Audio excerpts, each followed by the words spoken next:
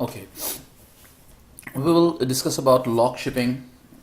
The term log shipping, to understand that, we need to understand the transaction log. So what is there in the transaction log? So whenever we do an activity, like a DML operations, insert, update, delete, that goes to transaction log of a database, and then it's just an instruction type of thing, and SQL Server executes from there statement by statement and then writes that to database. So for example, you have like insert into a table, so that statement is there in transaction log, and from there it gets written on the database table and data gets inserted into the table. So now we already discussed all this on database backup class. So transaction log ship means you have source server, you have destination server, or you have primary, you have secondary server. So transaction log will be shipped from primary to secondary server. Now let's understand what is the need of it. So suppose you have a production server, okay, and in case it fails, okay, you need a standby server where application can be used so that your application doesn't go offline for long. So for that, one of the solution is log shipping, okay, and the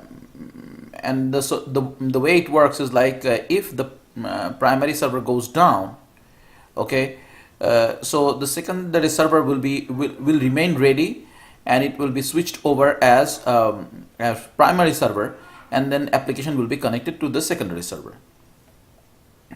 Okay, so this server, the secondary or standby server, can remain on two modes. Modes are standby, which is like standby means you will be able to read at least the data, okay, from the secondary or standby server. But another option is no recovery, which is like you won't be able to read it. Okay, so it will be ready, and once the primary server is down, okay, you have to first copy the remaining transaction log. We will understand later on a little bit more about it, and transaction log will be restored on the secondary one, and then it will be coming as online server for the application. So it's a low cost standby server. It's not like cluster environment where the standby the server is hot server, hot failover. Hot failover means like as soon as application gets disconnected from the primary server, okay, the application will be connected directly to the secondary server. So that is the concept of hot failover. This is warm failover. What it implies by warm failover is manual failover. So if your production server goes down, the secondary server will not come automatically as your primary. You have to do some activities, and then only it will become your primary to support the application. So we will see like how we need to configure that, the log shipping. So the way it works, this is your primary server, okay, and this is your secondary server. So on primary server we enable full backup, okay, and then every 15 minutes we enable differential backup, okay, and then to configure the log shipping, first of all we have to copy this full backup to secondary server, okay, and that then it will be ready for the log shipping.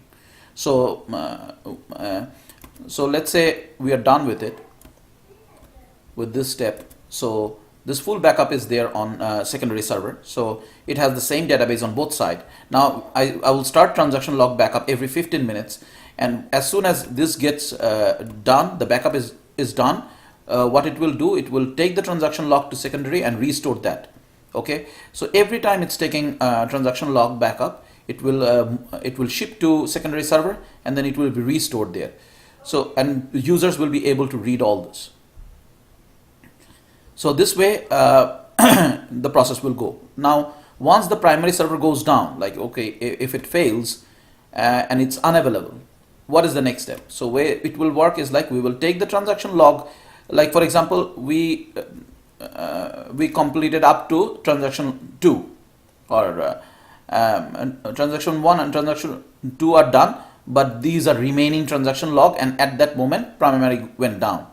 So what you have to do, you have to copy manually this 3 files. Okay, transaction tail log means the last transaction log, that is the term is used for that is tail log. So 1, 2, it will move to the server secondary, and then you will restore that manually transaction log. Okay, and your status of the database will be no recovery mode, and then you will restore the last transaction log and you will put the database to recovery mode, then you will be done. And then certain things like IP configuration for the server, that has to be changed by your network support people. So the IP address and the server name that belongs to primary, everything has to be named for this one, so that application get connected without any issues. And once the primary comes back, okay, you have to take down the secondary. You need to bring the primary on, and there will be switchover process for that, because your secondary data will remain up to date. So you have to take a backup before you do the switchover, and then restore that over primary to bring the primary as the main application database. One more time.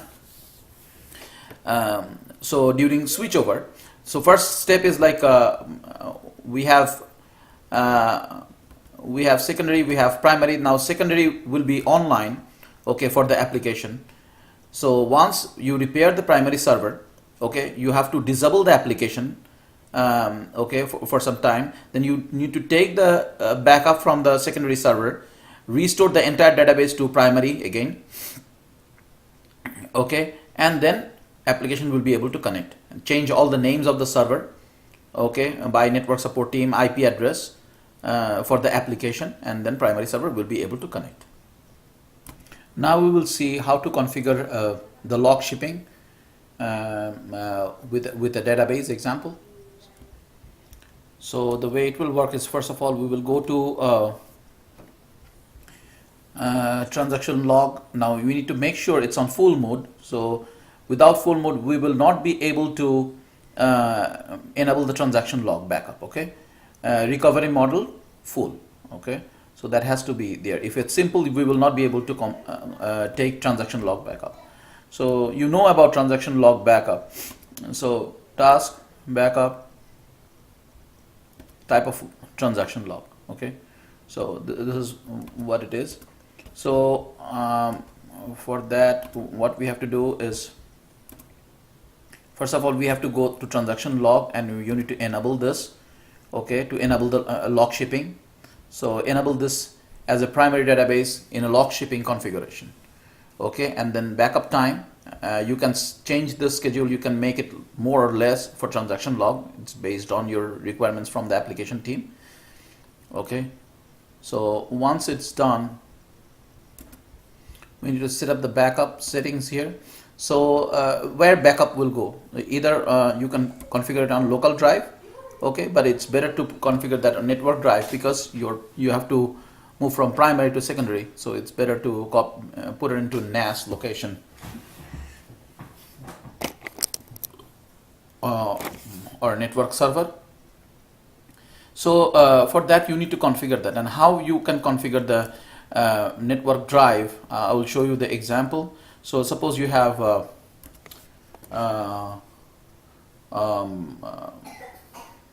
NAS location, okay, let's make it as NAS. So this is a volume. So how will you make it as a shared network share? So sharing, you will go there and share, you will put there, and who can share it? You can put a share name, anything like backup NAS.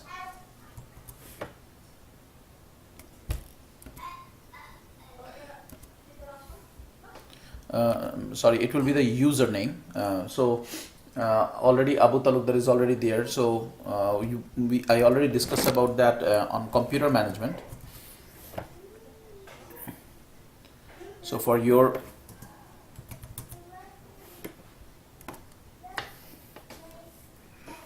case, you can just create users here, and this is what the user talking about. Okay, so you can add any user, test1, test2, on that location and click OK.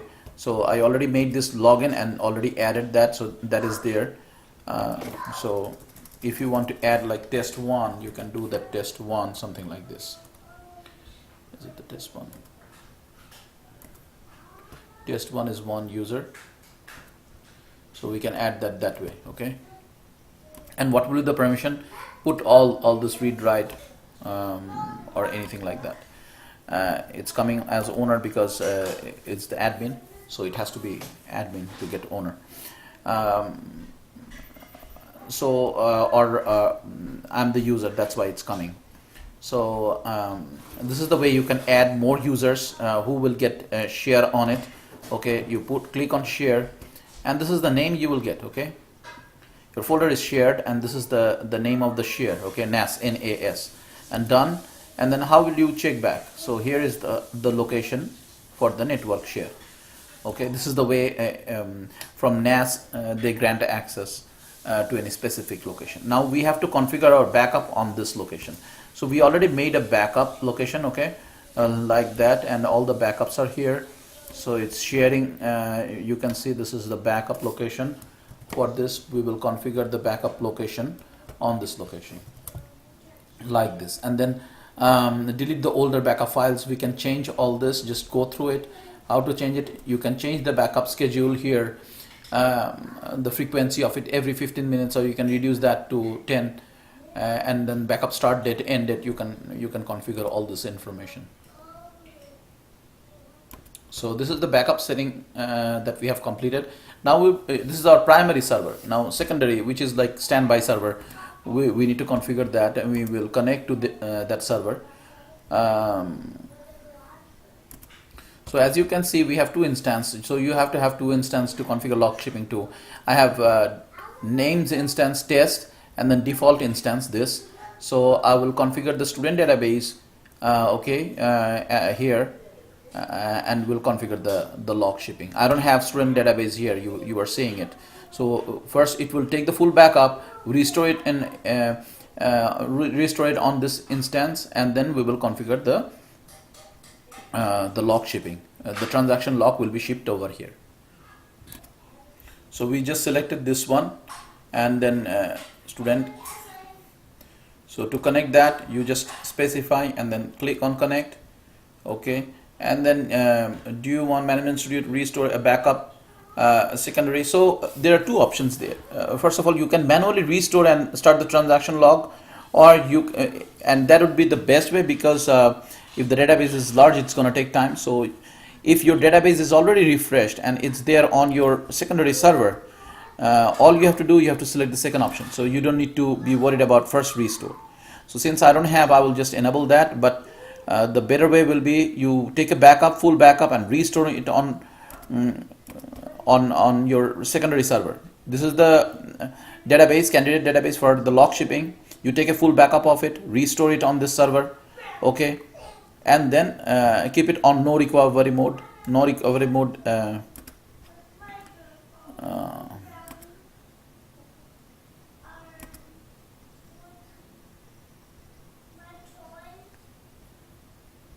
So this option will come basically when you do the restore of the database. Okay, so during that time you need to make sure you, and I discussed that during backup and restore class. So whenever you restore the database, just keep the database on no recovery mode. So here now we will see to restore the database how we can do that. For restore option, we have to select the restore path where it will go. So for restore path, you need to make sure a valid place is there where you will restore the database. Let's say we have NAS. So C NAS, we will put the database. Okay. So like that, your data file will go there, your log file will go there, and you will still configure that way. Next option you have, like this is the first step. Second option, you have copy files destination folder.